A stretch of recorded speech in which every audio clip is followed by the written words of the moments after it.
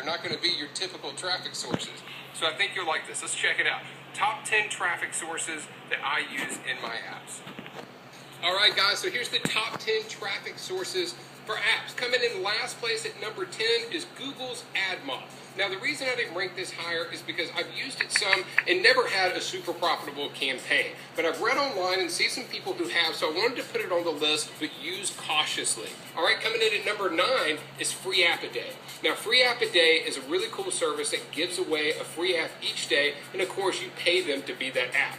And you get a lot of promotion, a lot of downloads. Going to be honest here, about a year ago, this worked out extremely well for me. Since then, I've used it 3 different times, and it did not work out. So, each time it worked out a little bit, but not near as good as that first time. And at $5,000, you really have to get a lot for your money for it to pay off. Number 8 would be game blogs. Now, this is cool because it's not going to cost you anything except submitting your game to them. So Touch Arcade is the biggest game blog out there. They only do iOS games, but if you get on that, not only will you get a lot of downloads directly from it, but you'll also get some viral activity. A lot of people monitor that blog and will write about a game. But I'll go ahead and tell you guys, you have to have something really unique to get on there, and it's only for games. Then Slide to Play is probably the second biggest out there, and the guys there are super nice. You email them, they'll email you back, and it's a good connection to make regardless. Number 7 would be review sites. This is good for any type of app. The biggest review site out there for apps is probably App Advice. I believe they're iOS only as well, but they're really big, and I've been on them many times. Pretty much every game I put out has been on App Advice, and each time it gets around 500 downloads. That's just a guess, obviously. I don't know exactly, but it seems like there's a spike of around 500 a day. I'm featured on there, and also you get a little viral activity as well, and you get other people talking about your app.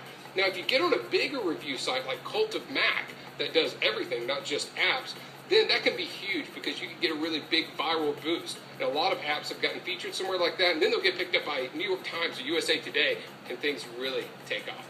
Number 6 for traffic is MoPub. They have their own marketplace driven by members. You can advertise in it, and it's really a unique place that's not super competitive. So if your app makes a lot of money and it really monetizes well, and now you have the report soon, so you can check that out, then MoPub is a good place to go and try to buy traffic. All right, similar to MoPub is Chartboost, and Chartboost is a really popular one. They gained a lot of ground.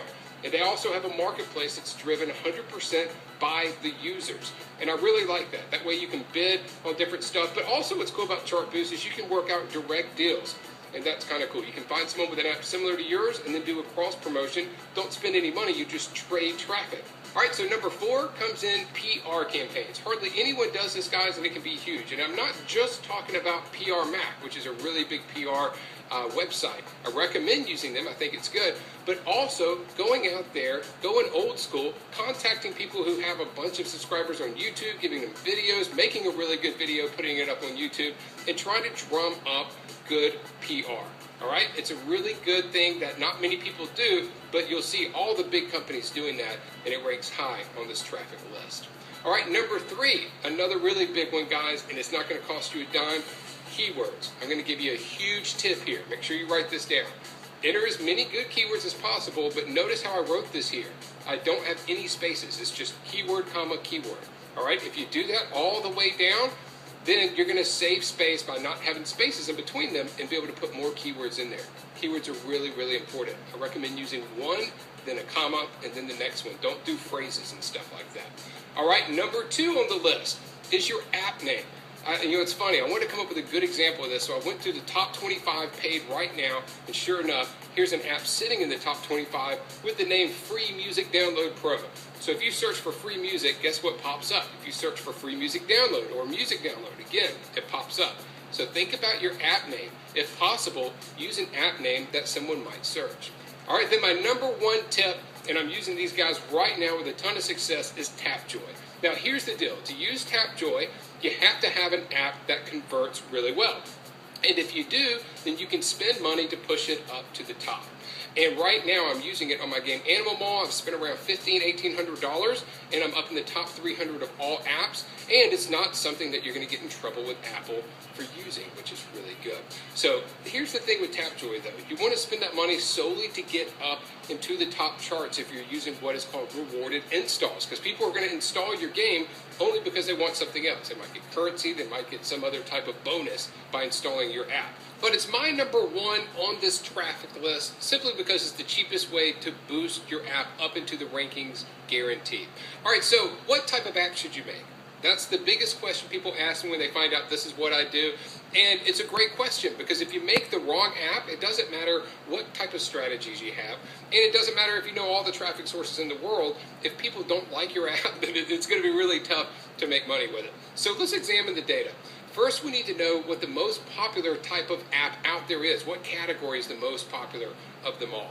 And this is a report from Nielsen, the huge ratings company. And in 2011, they analyzed the whole mobile market, and they found, unsurprisingly, that games are the most popular mobile app category out there.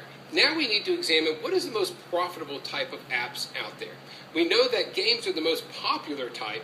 What's the most profitable? And unsurprisingly, again, it's games. And if you look at the top grossing apps on the iPhone right now, if you go check out that chart, 23 out of the top 25 are games. That is 88%. And there's a reason for that. They monetize better than any other type of app out there. All right, so are games the best? Well, yeah, they are, and I'll tell you why. Because they have the strongest emotional attachment with its users, right? If you think about Mario and Zelda and these iconic legends now that are as big as any movie star.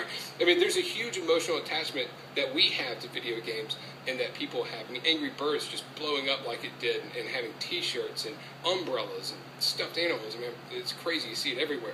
It's because of that emotional attachment to the characters and to the game. So games are the best because they monetize the best. But listen, it's only the best if you know what you're doing, because it's competitive, right?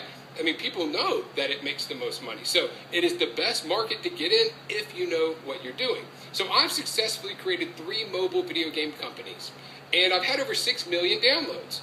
And you can see it's averaged to 10,590 downloads a day. We just crossed over the 6 million mark last night. It was hysterical. I thought I was going to show this picture and show you guys like 5.9 or something like that million. But yeah, so we've now had over 6 million downloads. And we make as much, and I don't talk about this publicly a lot, but I decided to put this in here. So we make as much as $1,700 per day if we're having a really good week. That's after paying any kind of ad agency, any of that stuff. So a lot of people want to know how. They ask me, how did you build this? How do I start something like this? So I reverse engineered the process. I started at the beginning, the game idea, how I come up with a good game idea. And then I thought about every detail and actually looked at all the job postings I put on Odesk, Elance, Guru.com, where I hire all of my talent. Then I thought about the marketing involved and what strategies worked, what did not, and documented all this stuff. I reverse engineered it and I put it into a product, and it's called the Mobile Game System. And I'm super excited about this, and I have a special deal for all of you guys that got the Dollar App Report. I'm going to give it to you for half off right now in a few minutes. All right, so there's 5 different source codes from my games that you get. That's iPhone and Android. I'll go over them in detail in a little bit. Also 50 different videos, and each video has its own page with its own comment system. So there's a really awesome community. Over 900 people have gotten this course, and you'll be talking with them and seeing what they say while you're watching the video. We have full support, we have email support, and also I have an iPhone programmer who you can ask direct questions to or talk to him within the community, and a whole lot of other stuff. So it's complete training from app idea to in-depth marketing plan, all the way. And it's perfect for beginners or active developers looking for more downloads. A lot of people have bought this solely for the marketing section. So let's check it out. All right, so I broke down the course into 5 different sections, 5 different modules. And the first one's about creating your game. Now, the first thing I go over is freemium versus premium. Which one should you do? And it really depends on gameplay type and a few other things. And then I show you how I come up with game ideas. This is so important. If you come up with a bad idea like we've discussed before, you're going to have a hard time monetizing the game regardless. So I show you a method I came up with right at the beginning, right when I started, and I've used it on every single game that we've created. It's called the SAC method, and it's been foolproof for us. It's worked out extremely well, and I'll show you that in detail. It's really simple, 3 steps to that. All right, then we talk about trend tracking. This is how to create a lasting game idea, because here's the thing. You don't want to come up with a game idea, and it's a fad. It's something that's really cool right then, but by the time your development process is over, it's something people don't want anymore. So it's really important to keep a track of trends and make sure you're working on something that's rising and not at its peak about to fall. And I'll show you guys exactly how I analyze that data. All right, then we analyze pop culture. We want to look for hot new trends, things you might not have thought of. So I'll show you where I go for inspiration to get ideas for different games and the theme as well. All right, and then I go ahead and list out the top 50 different types of gameplay. This is actually a PDF report that you get inside the course. That way, if you still haven't decided exactly what you want to do, or if you came out with a game that didn't do really good, then it's a really good idea to go back to the basics, look at the top 50 types of proven gameplay, and for each type of gameplay, I actually link to an app in the App Store that's been successful, so you can download it and really get familiar with that gameplay type. All right, and then we talk about how to mix and match. This closes out the first module, and I'll show you how to mix and match different types of gameplay to create something unique and how I've done that in my own games, and then I give you my top picks for gameplay of 2012. Module 2, art and style, just as important as gameplay. You have to have a good-looking game to make money. And I hired an amazing artist named Jesse Kuhn to help me out with this module. He did 8 outstanding videos. A lot of people say it's their favorite module.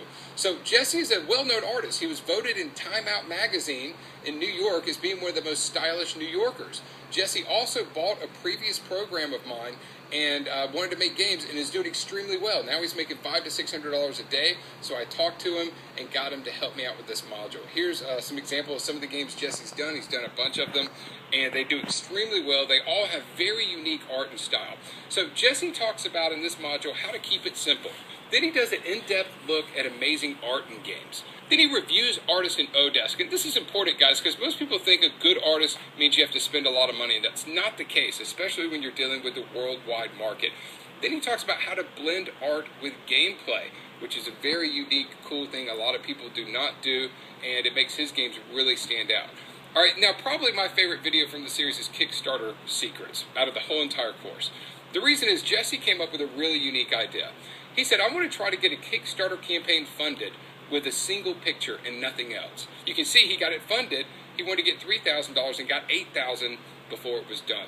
So phenomenal job by Jesse, and he does a video where it just goes into detail everything. His thought process behind it, the psychology behind it.